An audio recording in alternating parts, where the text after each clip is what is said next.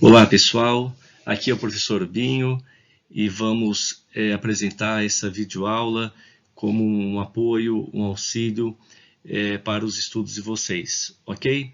Nós vamos recapitular a aula 7 e vamos apresentar a aula 8 da apostila número 1 do primeiro ano do ensino médio, ok? Então vamos ao próximo slide.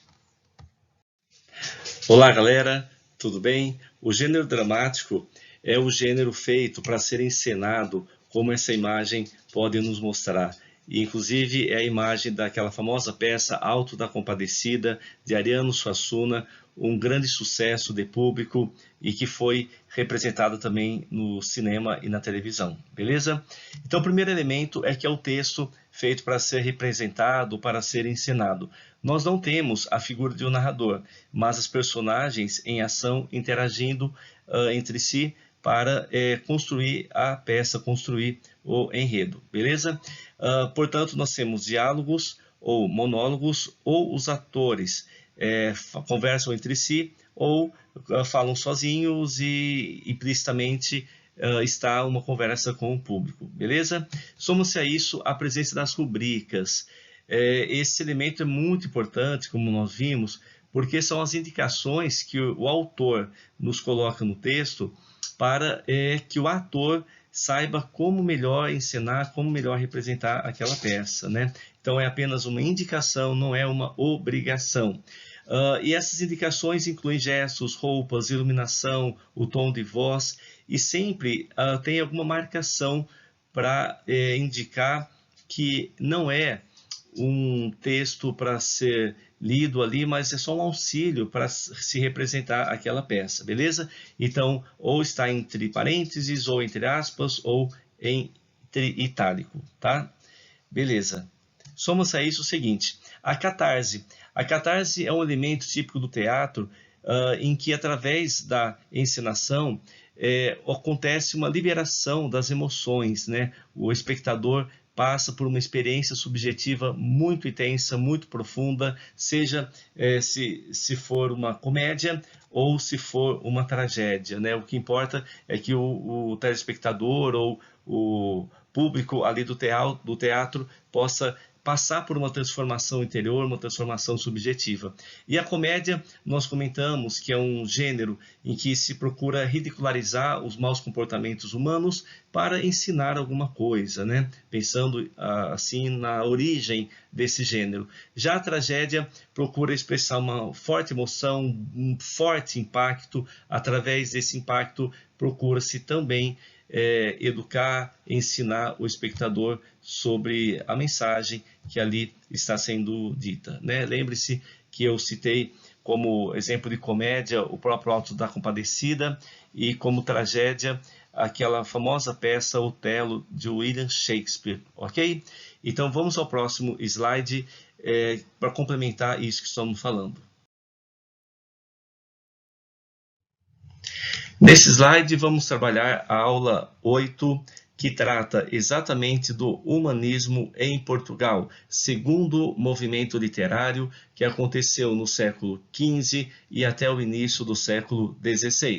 E o humanismo corresponde, na verdade, a uma fase de transição entre aquilo que eram os valores, costumes medievais e aqueles que serão renascentistas, ou seja, vão colocar o homem no centro dos acontecimentos, enquanto a figura divina, a figura religiosa, vai ficar em segundo plano.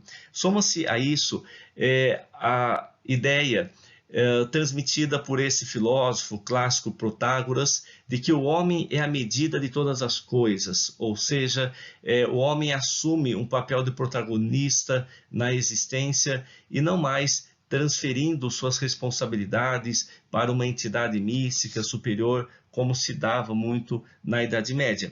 E surgiram grandes humanistas nesse período, como, por exemplo, esses três italianos, Gutenberg, inventor da imprensa, Dante Alighieri, escritor, autor da obra A Divina Comédia, uma obra fantástica da literatura italiana, e Francesco Petrarca, um poeta que aperfeiçoou sobremaneira um tipo de poesia que vai ser muito usada no Renascimento, que é o soneto, beleza?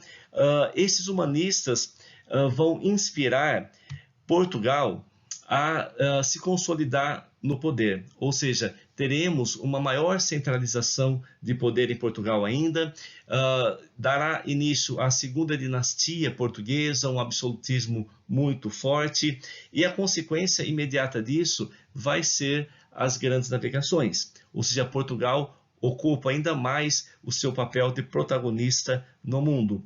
E um dado histórico e linguístico é que a língua portuguesa vai se separar do galego, ou seja, aquele português arcaico que nós vimos no trovadorismo não vai haver mais, aqui ocorre um aprimoramento formal. E quais são os tipos de textos? O primeiro tipo é a poesia palaciana. Como o próprio nome sugere, ela é apresentada ou ela é ambientada no ambiente da corte, no ambiente do palácio. Esse tipo de texto nós já vimos lá no trovadorismo, mas tinha um outro nome, que era a cantiga de amor, né? E vejam a semelhança.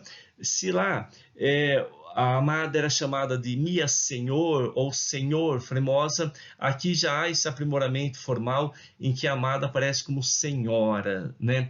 E percebam o tom de lamento, quando afirma a tristeza que o lírico sente por ela, e tristeza essa que ele nunca sentiu por nenhuma outra pessoa na vida, ou seja, é aquela coita de amor, é a vassalagem amorosa de elogiar a amada, mas esse elogio gera também muita dor, muito sofrimento. Mas vamos olhar melhor essa poesia no próximo slide.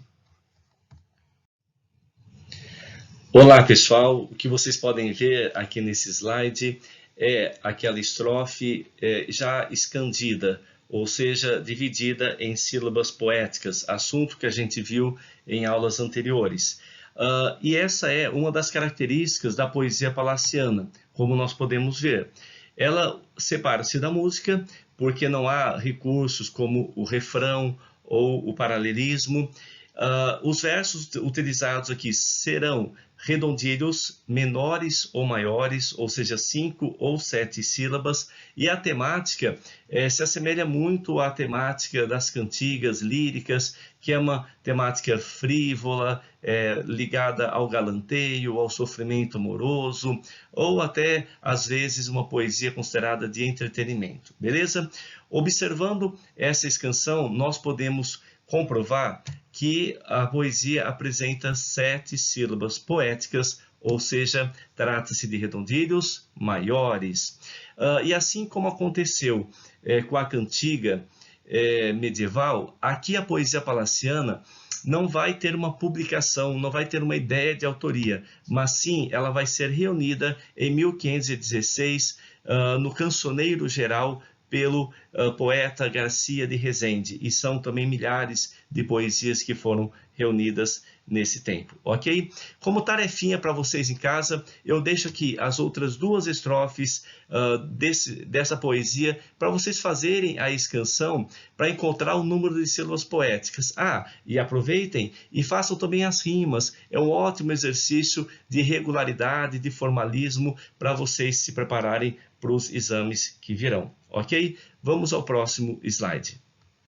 Então, pessoal, chegamos ao principal do humanismo português, que é o teatro popular de Gil Vicente. Antes dele, não havia teatro da forma como nós conhecemos. Havia, sim, representações de cunho religioso, ou seja, uma herança que vinha da Idade Média. Mas é o Gil Vicente quem vai fazer peças de caráter social ou religioso, sempre criticando. As primeiras são chamadas de farsas e as segundas são chamadas de autos. Ele é um herdeiro do moralismo medieval e também do maniqueísmo. Então, ele vai analisar muito os maus costumes das personagens para condená-las, né? Ou melhor, condenar esses maus costumes, essas más práticas que elas vão apresentar.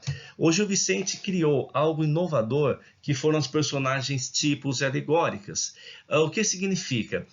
Personagem tipo representa uma classe social ou uma profissão. Exemplo, o fidalgo ou o sapateiro. Já o alegórico representa um vício ou uma virtude. Exemplo, o diabo e o anjo. Por que ele faz isso? Gil tem uma preocupação muito grande em que a sua obra possa perdurar durante muito tempo. Daí o seu universalismo, né? Ou seja, a sua obra não se restringe a apenas o tempo em que ela foi escrita. Além disso, veja a preocupação formal. Ele faz o teatro poético, ou seja, há versos redondilhos, maiores ou menores, as estrofes são regulares e tem rimas também. Observem logo a seguir. O Gil Vicente vai ter a sua maior produção concentrada nas farsas ou nos autos. E aqui nós temos duas farsas cuja temática é muito atual. A farsa O Velho da Horta é de um tema bem atual, como podemos ver na história em que um velho vai assediar, uma pessoa de uma idade avançada vai assediar uma jovem, ou seja, trata-se aí de um assunto da pedofilia, né? Já a farsa da Inês Pereira conta a história de uma moça que quer casar simplesmente por casar. Ela tem alguém que ela ama, que ela quer se entregar? Não, ela quer o casamento como uma forma de status social. E Gil Vicente, como representante desse moralismo medieval, não vai concordar e aí vai condenar essa prática da Inês Pereira. E dentre os autos de Gil Vicente, nós vamos ter o Alto da Barca do Inferno, que é o principal deles, uma peça inspirada em Dante Alighieri, em que ele cria uma cena do juízo final, em que as personagens já morreram e elas vão ter que atravessar um rio. E nesse rio há um diabo e um anjo, cada um em uma embarcação. E esses personagens vão avaliar esses mortos que ali chegam. Isto é, vão ver os seus pecados ou as suas virtudes e assim fazem o balanço e dão a eles o destino que lhes cabe. Porém, nessa peça em particular, a maior parte das personagens acabam sendo condenadas ao inferno, pois cometem vícios como a luxúria, a vaidade, a mentira, a corrupção, e os que vão ser salvos serão o parvo, chamado Joane, pela sua inocência, pela sua pureza, e 4 cavaleiros de Cristo que viveram para defender a palavra de Deus e morreram nessa defesa da palavra crística. Já os demais, mais de 10 personagens, apesar de serem representantes da sociedade, como, por exemplo, ser um fidalgo, ser um frade, um sapateiro, uma alcoviteira, um procurador, um corregedor, entre outros, vão todos para o inferno, ok? Como exemplo ainda, a acrescentar de Gil Vicente, observem o próximo slide. Nesse slide, temos um trechinho do Alto da Lusitânia, que eu considero o trecho mais significativo de toda a obra gilvicentina, onde há um diálogo entre as personagens Ninguém e Todo Mundo, personagens alegóricas. Ninguém representa o que ninguém faz e todo mundo aquilo que todos fazem. E nesse diálogo fica bem claro os valores materialistas que todo mundo segue e os valores humanistas que ninguém segue. Como exemplo, vejam a frase final aqui de Beelzebub, que sintetiza o diálogo afirmando que ninguém busca consciência e todo mundo dinheiro, né? Parece que foi escrita nos dias atuais essa peça. Tudo bem, pessoal? Então é isso que a gente tinha que comunicar a vocês. Espero ter ajudado. O próximo slide é a despedida. Vamos nele. Tenham, então, ótimos estudos. Lembre-se, lave sempre as mãos. Dediquem-se a esse novo formato que estamos apresentando para vocês, é uma forma de ajudá-los. Não deixem de estudar, façam os exercícios, o seminário ali apresentado, as orientações que nós colocamos no plural e sejam felizes, ok? Qualquer dúvida, pode deixar lá no plural, pode deixar no chat, que a gente vai responder o mais rápido possível. Valeu, gente? Um grande abraço, fiquem com Deus e nos vemos, tá? Tchau, tchau!